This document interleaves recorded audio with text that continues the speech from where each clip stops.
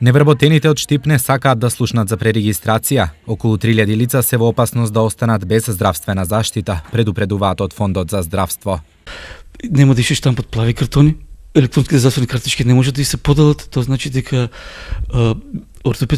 правот за ортопедски помагала не може да се заверуваат и тоа значи дека правот на боледување не може да го остварат во тој период после исфрлањето од системот.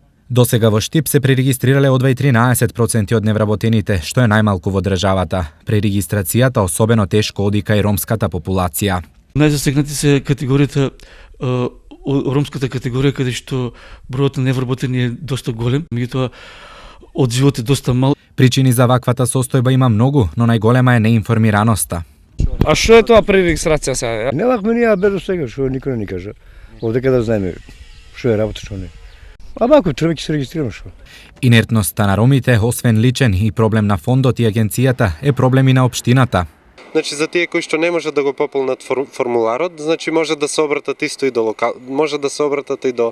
локалната самоуправа. Имаме договорен доколку има потреба ромскиот здравствен медијатор да го лоцираме во Фондот за здравствено осигурување и директно тамо за да не се шетаат граѓаните.